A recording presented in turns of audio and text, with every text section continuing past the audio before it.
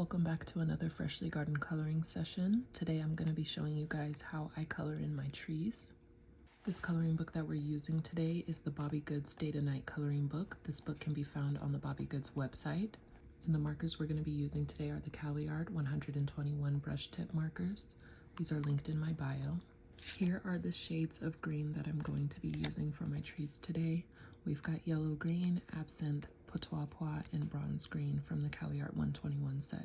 First, we're going to start with my darkest shade, bronze green. Starting in with my darkest shade of green, which is going to be the bronze, I am going to put my polka dots in the areas where I feel like there would be shadows on the trees. So anywhere that might be behind a branch, behind a bush, or behind another tree, that's where all of the dark colors are going to go, and I'm slowly going to bring that dark color up and out. You can see there's kind of little sprinkles with the dark color coming up. Now going in with one shade lighter, which would be the Pois, I'm basically just going in and doing the same thing, starting in the areas that I feel like need to be darker and then slowly sprinkling those shades out towards the end so that there's more of a gradient effect.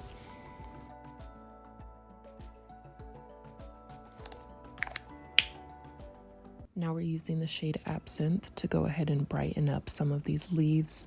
And again, just going in and creating that gradient look with the polka dots, slowly bringing them up from the darker areas.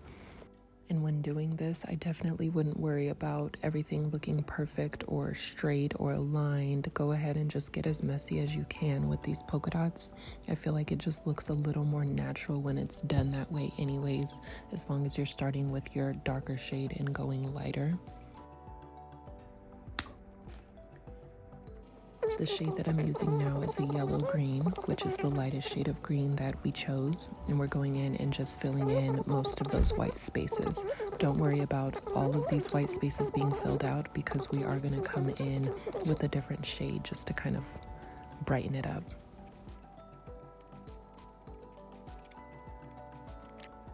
Now at this point in time, you can stop here and go over with more of your shades of green. You can go back in with your Pois or your Absinthe just to kind of cover up the white spaces. But personally, I'm going to use a bright shade of yellow just to go in and create some kind of like highlights or make it seem like the sun is hitting the leaves in a certain way.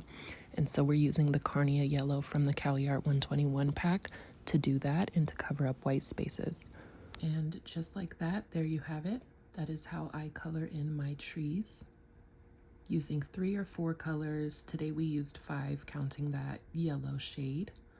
Pretty simple, pretty easy. Let me know if you guys try it and how it turned out in the comments below.